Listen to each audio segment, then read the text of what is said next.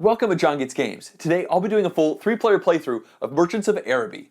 This is a negotiation and tableau style building game where you will be trying to fill up these caravans with a variety of goods and send them off to the cities. However, you are likely not going to be able to fill your caravan up well enough just by yourself, so you'll need to negotiate with several of your opponents, and pretty much everything is on the table for these negotiations. This game is being funded through Kickstarter, and I think at this point let's jump right into the game and I'll teach it as I play. Here we have the starting setup for a 3-player game of Merchants of Araby. Each player starts with 3 coins behind their little player shield, and we'll be playing the role of the white player. So in fact, I'm going to just leave this away so we always know how much gold is going on here, but it'll be hidden for these 2 players.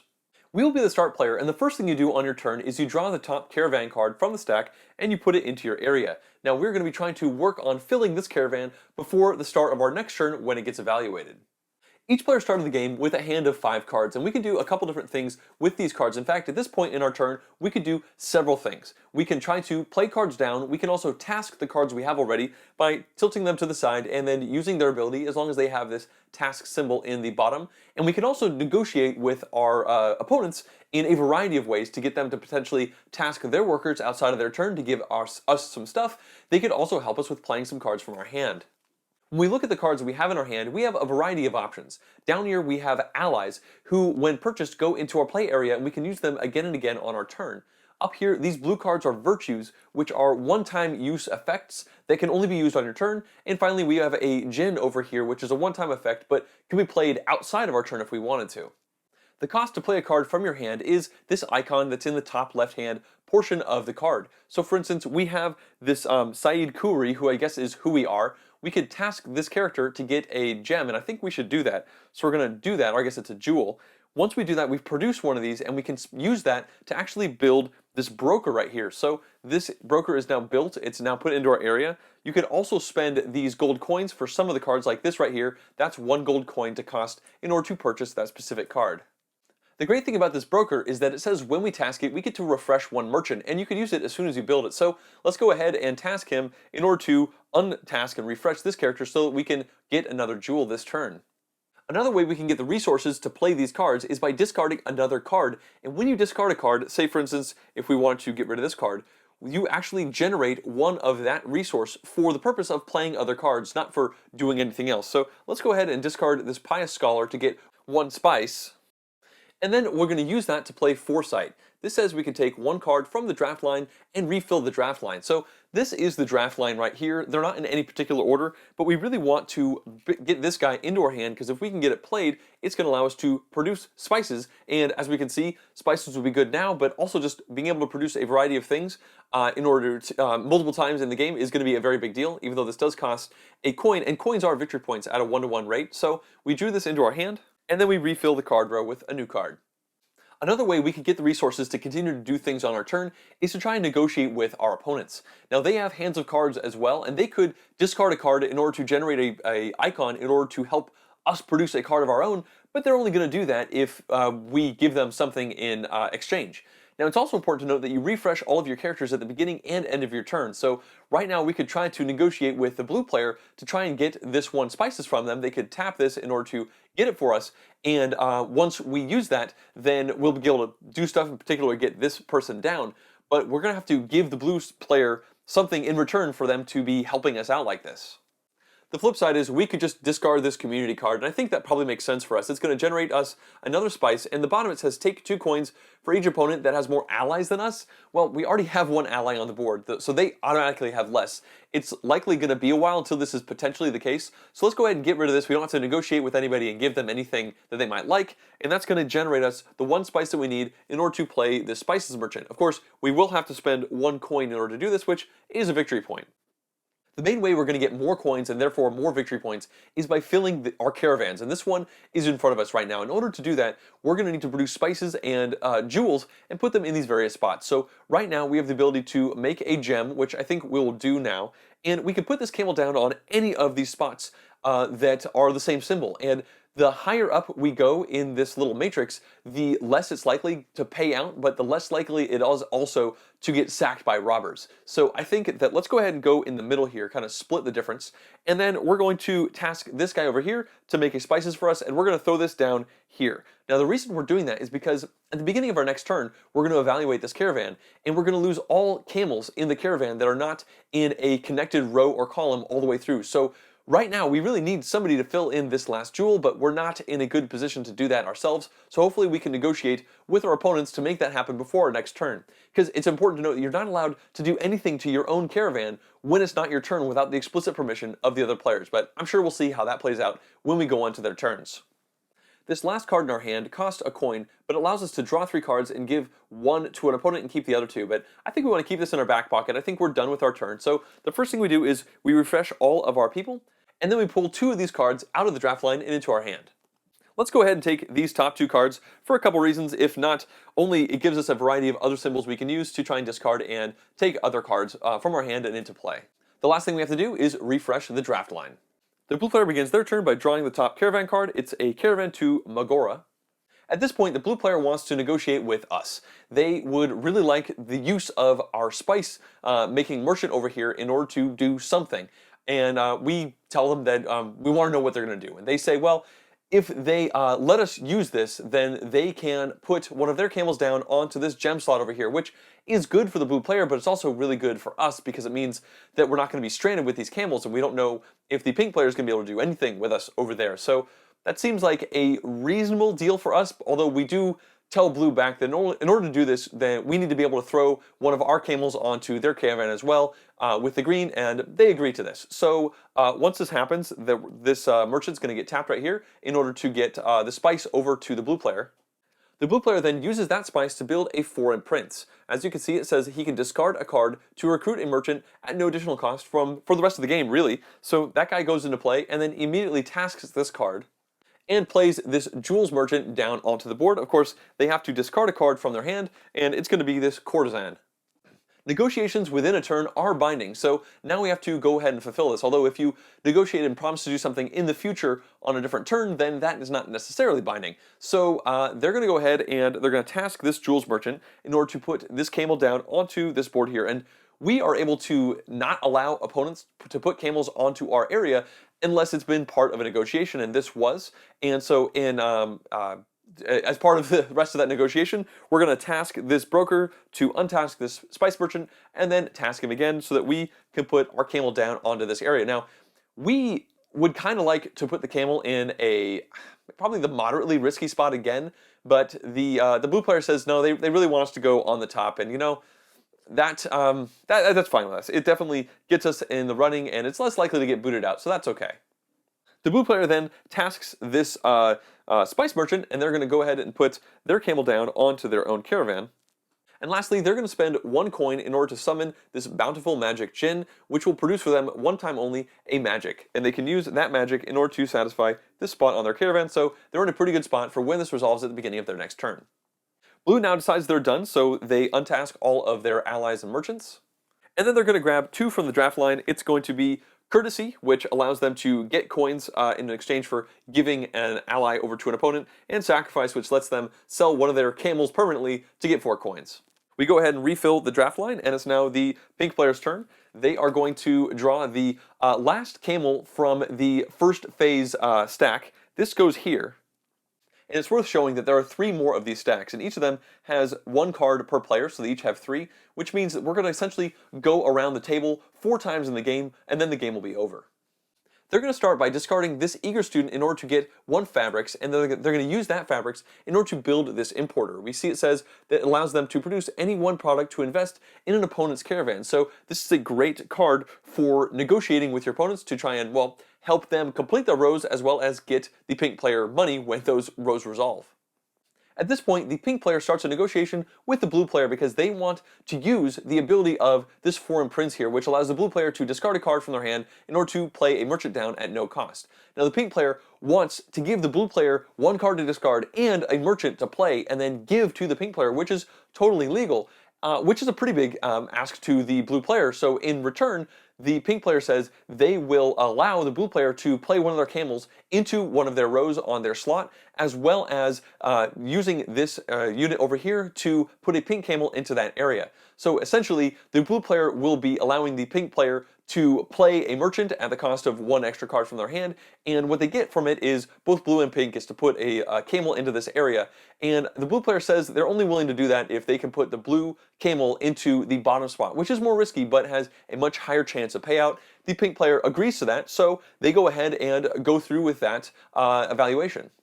So the pink player gives these 2 cards to the blue player, who now has to use this foreign prince here in order to discard this card and then play this merchant down. And again, this is binding. They can't say, just kidding, I'm now going to keep this, because this is an agreement within a specific turn. So then they give this merchant back over to the pink player, and now they are going to use their spice merchant here in order to put their camel down here. And of course, the pink player needs to use their importer in order to generate the spice that they can only use when going into other people's camels, and they're going to go ahead and slide that in right over there. The pink player now decides to task both of their merchants that make magic, and they're going to put camels down on both of these magic spots here in their hand. And lastly, they're going to summon this Invigoration Djinn, which is going to cost them 1 coin from their hand, but it lets them refresh a merchant or ally. So they're going to go ahead and refresh this person and then spend them again in order to make 1 more magic, so they can put it down here, and they've completed a full column right there, just with themselves. The pink player is done with their turn, so they're going to refresh all of their people. Of course, these don't get refreshed because it's that only happens at the beginning and end of the blue player's turn. And now the pink player needs to draw a couple cards. And they've decided they're going to grab this Moneylender here, which when used can reduce the cost to summon a Djinn or play a merchant by 1. And they're going to grab this Sensei, which when used allows the player to invoke a Virtue, which is these blue one-time use cards at any time as opposed to just on their turn. We then refill the draft line with new cards, and it's now back to us. We're the white player, and the first thing that you always do on a turn if you have a caravan to do it is you have to resolve your caravan. So let's look at how that happens. First, we check to see if there are any stranded camels. If, for instance, this camel had been here, then this camel would go away because they were not associated with a completed row or column, but that wasn't the case as it was. So then we take the top card of the deck and we put it next to the caravan. And first of all, we see that bandits are going to attack position 5, which is right here in the middle, and unfortunately, that hits us. As I mentioned earlier, there is a low chance that the top ones get hit by the bandits. There's a pretty good chance that the middle ones get hit by bandits, and a high chance for the bottom. So we got a bit unlucky there, and once the bandits sack this camel and it goes away, everybody's going to get coins equal to the payout on this card. So the white player, that's us, we're going to get 3 coins, and the blue player is also going to get 3 coins, and then we're going to take these camels off and continue on with our turn. So here's the 3 coins we just made, and blue's coins go behind their little hut. We now draw the next caravan card, which we're going to be working towards for the next round. It's going to be this one, Caravan to Vadora, and then we are going to refresh all of our merchants and our allies. I guess I'll kind of organize them like that. At this point, we have a pretty uninteresting hand, to be honest. We have this Rejuvenation we saw before. We could draw 3 cards, keep 2, and give 1 to opponent, and we can use that 1 as a negotiation point, which is nice. Then we have this Preparedness, and that's going to give us coins if we can make 4 different types of resources, which we can't. And finally, this one's going to give us coins if our opponents have 5 or more cards in their hand, which they don't. So I think let's go ahead and start by playing this card, drawing 3 cards, and then giving 1 to an opponent. Unfortunately, this does cost us 1 of our coins. So we pulled an Overseer, which is going to let us earn a coin every time we task another ally if we had him in play. We've got this Fabrics Merchant, which is very good for us. It's a little cost fabric in order to get them out, but it allows us to make fabric, which at this point nobody else does. And finally, we have another Rejuvenation, which is actually the card we just used to draw 3 cards and give 2 to an opponent. So at this point, we are looking at these and we're talking to our allies, and what we want to give, well, not our allies, our opponents, and we're going to have to give 1 of these 3 cards to one of these. And they both seem moderately interested, but we would really prefer to use the pink player because it looks like blue's about to have a dominant turn. We don't want to give them any real advantage, but we don't really want them to know that. So we hear what they have to offer, and the pink player says that they're willing to use their importer to give us 1 resource of our choice in order to put a pink camel into the caravan over here. And that seems like a pretty good deal for us. We offer the Rejuvenation, but they're not terribly interested in that. So in order to make the deal happen, we're going to give them this Overseer card. It's a really good card, but I think we want this to happen because that way we can fill up a row. It'll be 2 of ours to 1 of pink, so we'll be in a good position. So we're going to give this. We have to give a card to somebody anyway, so we're going to give it to the pink player. So now let's go ahead and get this fabrics merchant played. It's going to cost a fabric and a coin, so we'll put them down here. We're going to spend the coin, and we're going to go ahead and discard this frugality. It has a fabric symbol on there, so that's going to give us the one we need in order to play this card down. I think we now want to use this fabrics merchant as well as this spices merchant here to put 2 of our camels down. We're going to go middle of the line risk again, I think, because if we put 2 of our camels on the bottom row, then we're really asking to get knocked out by that bandit. So we're going to go there, and now we're going to look to the pink player, and we actually want them to put a magic in there, so they don't need to use their importer. That was part of the negotiation, well, it was part of the negotiation, so you know what, this is binding, so they're going to have to use this importer. It's a little bit weaker, it's a bit unfortunate for the pink player, but you know what, that's how these deals go. This camel, it's going to have to go over here into the magic spot because, well, that's kind of the only place for it to really go. And you know what, we've got 2 cards we have not used yet, so we definitely want to do more. Neither of those are going to help us play these cards, but this one will let us draw 3 cards and give one away again. So let's go ahead and do that. So this is going to cost us another point, which is a bit unfortunate. And here is what we got. We have a Bountiful Jewels Gin, which gives a jewel, which is nice. We got Bountiful Spices Gin, which is the same, but for spices. And then finally, a card that says Deference. It says you earn 2 coins when you give a card from your hand to an opponent. And my understanding is when you play this card, it's part of the action. You give a card to your opponent to get those 2 coins. And we have to give one of these to an opponent anyway, so let's go ahead and give him this Deference card because that's not very interesting. And we'll give it to the blue player. The pink player is fully deployed now. Yeah, sure, we'll just kind of balance things out. This gin is pretty great for us, though. I think we want to use it right now. We're almost out of all of our points here. We're going to spend this coin in order to produce a spice, which is going to allow us to put this camel down on our board, and then we can use this broker to refresh this spices merchant, and then task them again to put our final camel down, so we actually have a bunch of our camels on here. We're not going to be able to do much with them until our next turn, but hypothetically we're going to get a bunch of points for this. Alright, so we now refresh all of our allies and merchants at the end of our turn, and then we have to draft 2 cards from here. I think we're going to go ahead and grab these 2. We have the cooperation card, which just says you get 2 coins and so does an opponent, which is not amazing, but this one over here looks really interesting. It's a sorceress. It allows you to change one of your products into a different product. So pretty good cards in general. And then we refresh the draft row. It's now the blue player's turn, and the first thing they do is resolve their caravan. We look at the back of the top card on the deck and we see the bandits are going to hit location 9, which punts out this blue figurine here, and then everything pays out. As you can see, the first and second rows are actually the same number of coins for this time, so the blue player is going to get 6 coins, white, that's us, will get 3, and the pink player is also going to get 3 coins. So here is our 3 coins. Here's the 6 coins for the blue player. This gold token stands for 5, and then the pink player also gets 3. The blue player draws the next caravan on the list. This is the caravan to Rabon, and then they refresh all of their merchants and their allies.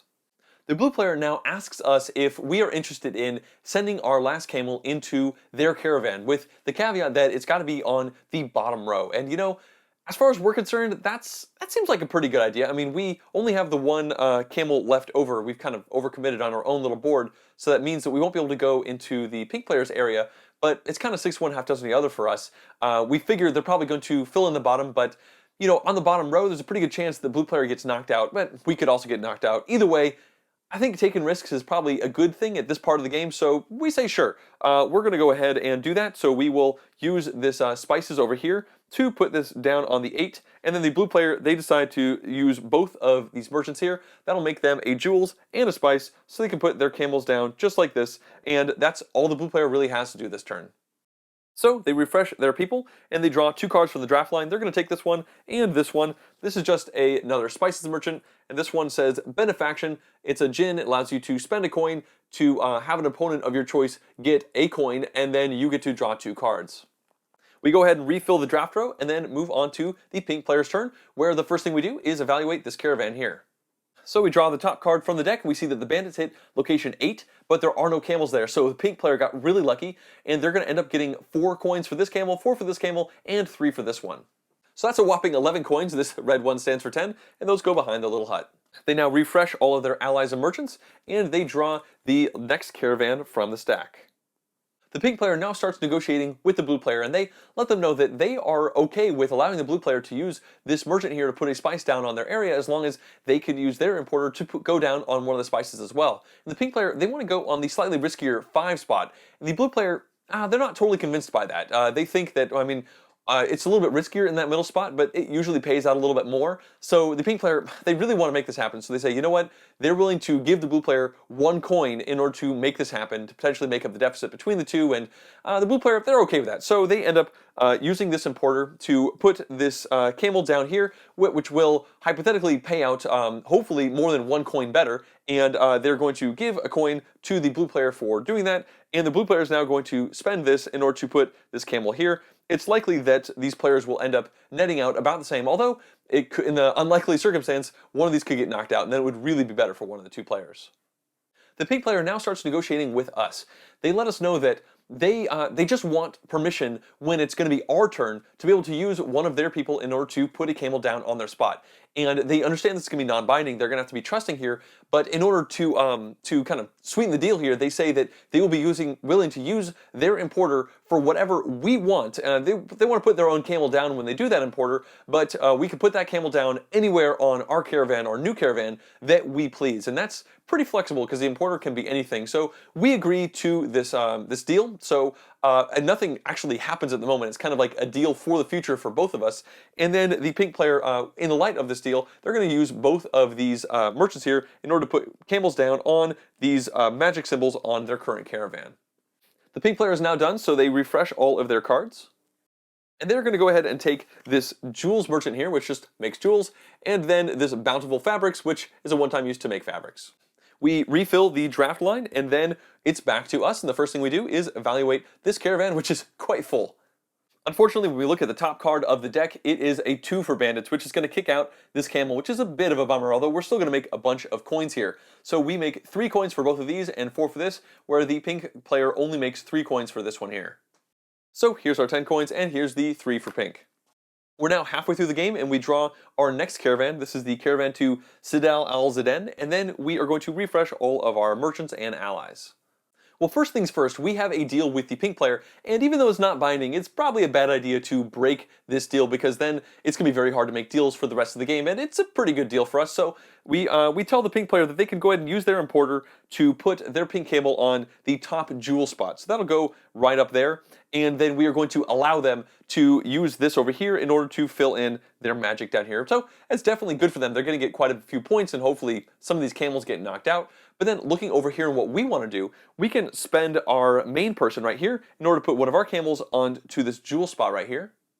We're then going to play this sorceress. It's going to cost us 1 magic, which we can't make right now, but we can go ahead and discard this preparedness in order to cover that cost. And the sorceress, again, it's going to let us change one of our products into a different product. So we put that down here. We can now use our broker, which lets us refresh 1 merchant, which will be our main person, and we're going to use them again to put another jewel down here. And now we can use our fabrics merchant in order to put a fabrics down right there. And finally, we can spend our spices merchant to make a spice, and then use the sorceress to change that spice into another fabrics, so we can plunk this camel down right there. This is definitely a big risk putting all these camels on the bottom row, but it could pay out huge, and we've used all of our abilities. There is something to be said for using our camels on other people's caravans, and we do have this one to use in the blue or pink player's turn, so I think this is a pretty good idea. Well, I don't think there's anything else for us to do, so we're going to go ahead and refresh all of our people, and now we have to draw 2 cards from this line. And I think we're going to go ahead and take these 2 cards here. This first one is just another spices merchant, but now that we have the sorceress, we can turn this into whatever we want, so that's pretty powerful. And then this one right here says association. It's a one-time use. You can earn 1 coin per merchant in your entourage. Right now we have 3, so 1 magic to get 3 points is not bad, and it could get better as the game goes on. So we go ahead and refresh this row right here, and now it moves on to the blue player's turn, and the first thing we do is evaluate this caravan. The top card of the deck shows that the bandits are going to hit the 5 location, so that actually kicks out the pink player. They're pretty bummed about that. And then the blue player is going to get 2 coins for this camel, 4 for both of these, but then we get 4 points for this one as well, which is pretty good. So blue gets 10 coins, and we get 4. The blue player gets the caravan to Lagana, and then they refresh all of their characters. The blue player is going to start with this Benefaction Djinn. It's going to cost them a coin in order to play this card, and then it's actually going to put 1 coin into the coffers of one of their opponents to allow the blue player to draw 2 cards. They think that we are doing the worst, so they're going to give us a coin, which is nice. They could have negotiated on it, but they just went ahead and did it.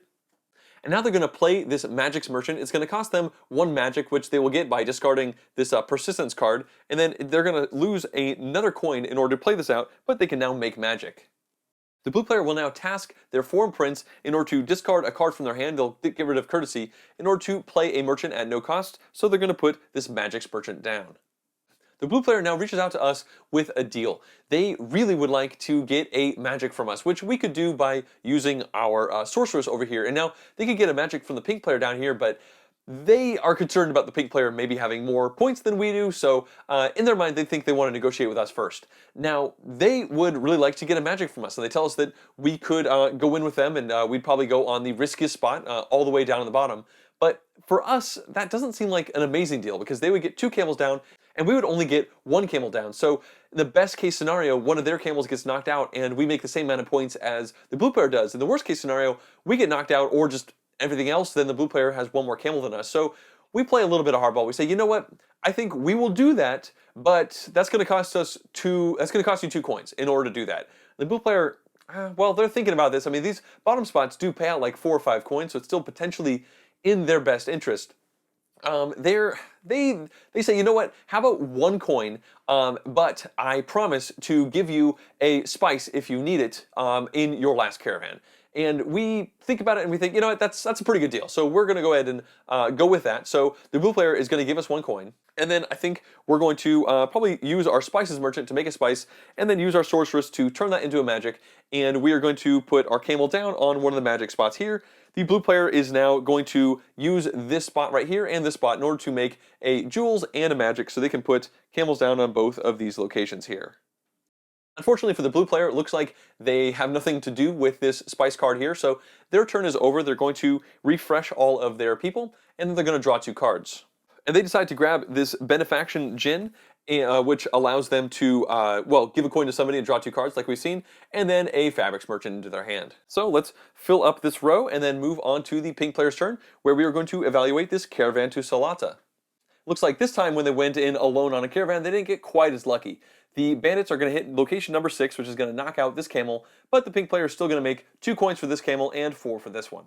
They now refresh their people and continue on with their turn. The pink player wants to negotiate with us, and they tell us that they want access to our fabric as well as our spice, which we could get by exhausting this person here and getting some more spice out.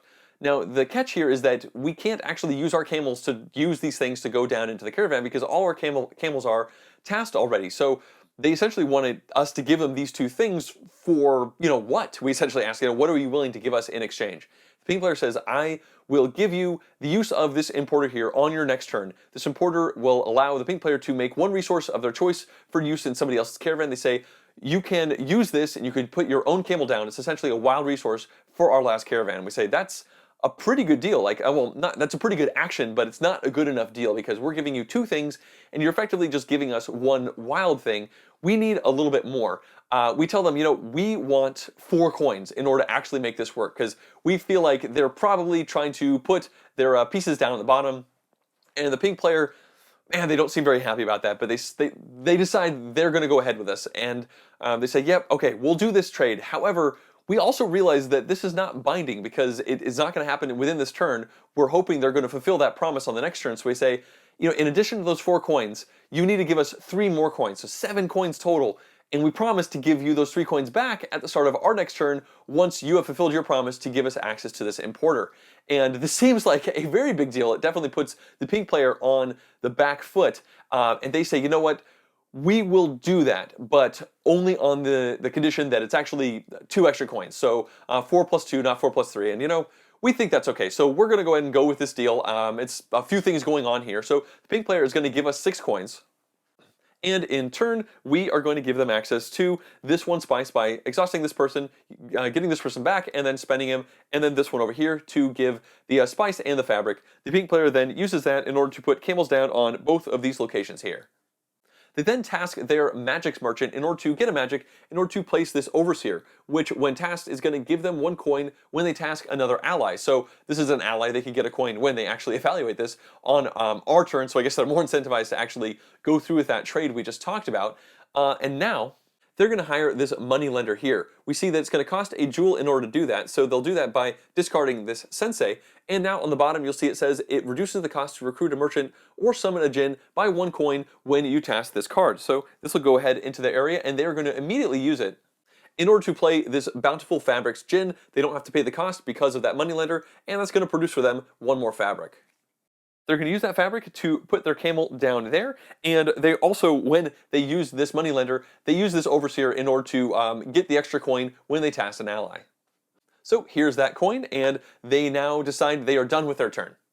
They go ahead and reset all of their people at the end of their turn, and they've decided they want to draw the Junk Dealer, which allows them to discard one card from their hand to earn a coin, and the Archivist, which lets them pay a coin to draw a card.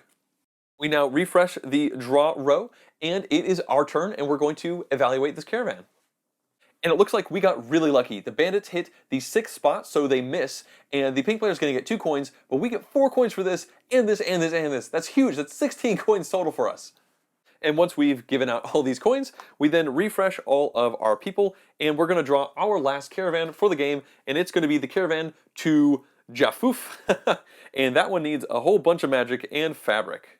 Well, first things first, we had to deal with the pink player. We tell them, well, we've got these 2 coins we are willing to give you if you are still allowing us to use the access to this importer. And the pink player says, yeah, that's fine.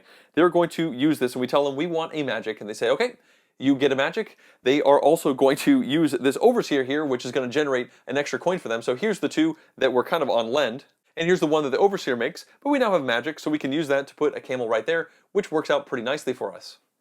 Next up, let's go ahead and use our Fabrics Merchant in order to put a camel down here. And we're going down to this bottom, even though it's kind of risky because, man, the payout is really good on these different spots.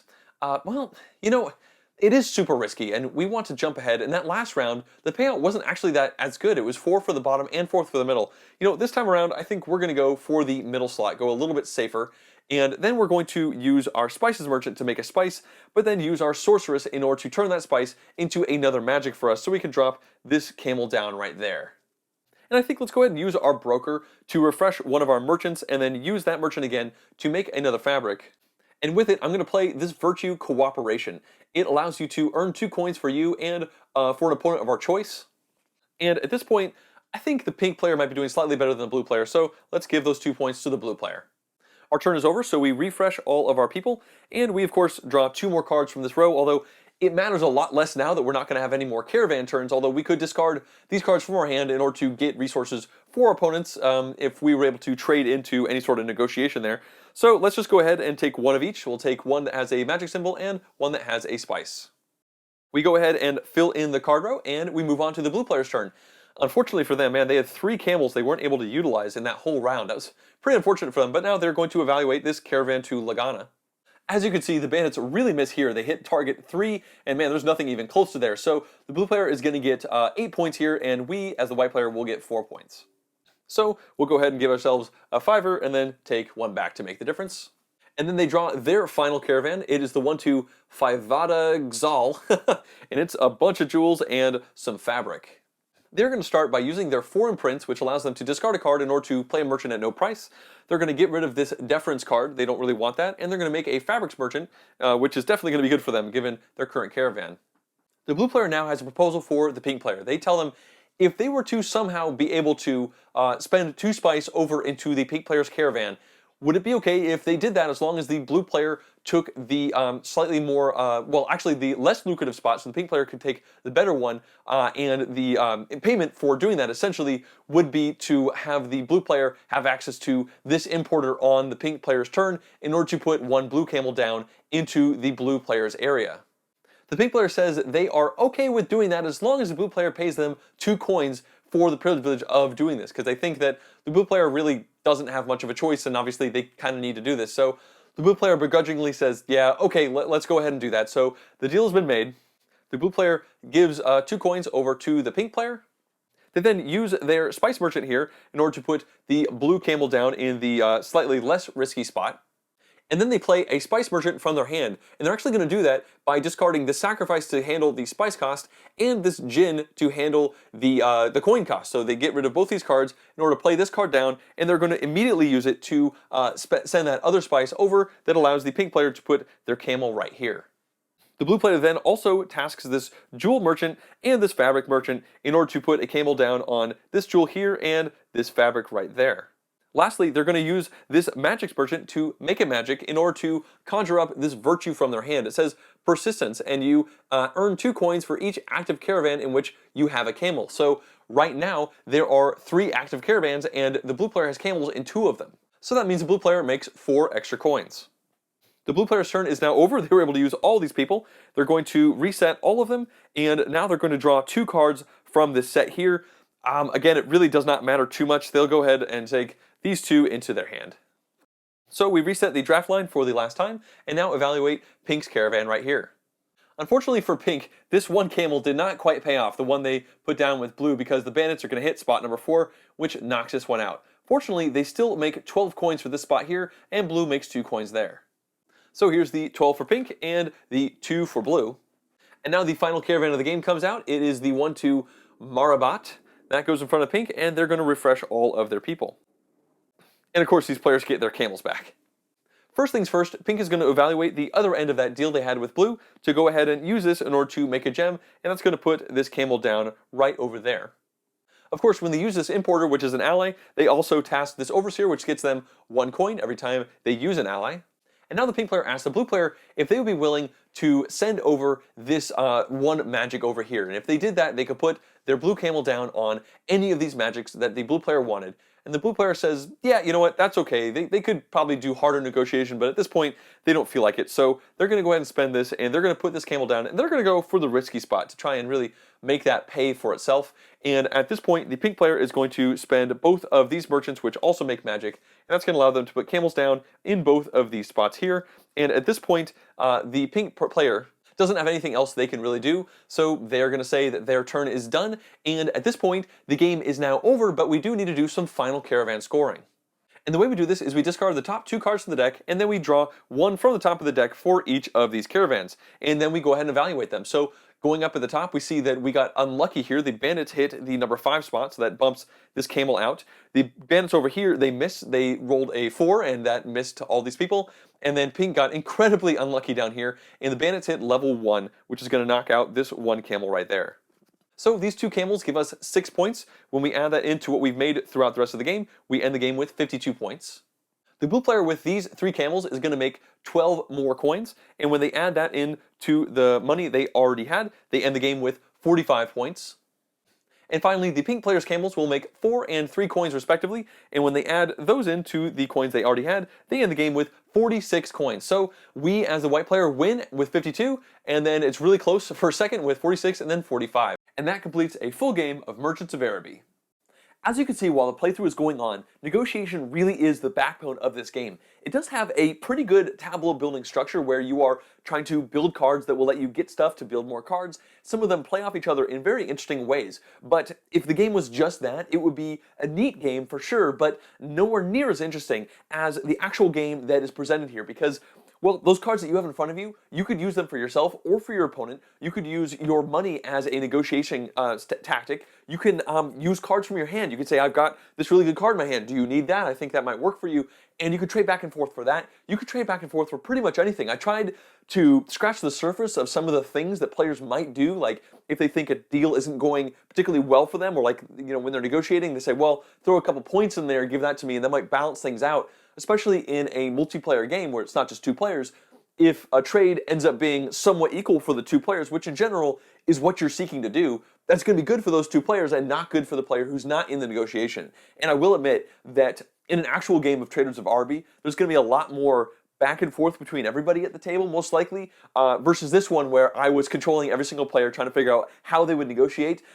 In general, the negotiations I did were one player to another player and did not really have a third player butting in and trying to do a counter proposal because, oh, that's just pretty difficult to all cram in my head. But I think that this playthrough did a pretty good job of showing you how the game plays. It's a very neat experience. I enjoyed the play I've had of it with opponents, and I enjoyed playing it here in front of the camera. It's a bit of a new experience for me to even be playing negotiation style games because this is not something I'm usually gravitating towards, but I think the addition of the engine building, tableau building stuff you have in front of you, as well as hand management, which are 2 things I really enjoy, make this a very neat package and definitely a game I think people should look into. I'd like to thank everyone who's been supporting this channel through Patreon, including the producer level pledges. If you too would like to directly support the channel, you can do so at patreon.com/JohnGetsGames. Also, if you'd like to see more full game playthroughs like this one, as well as in-depth board game reviews and vlogs, please subscribe to my channel. Thanks for watching.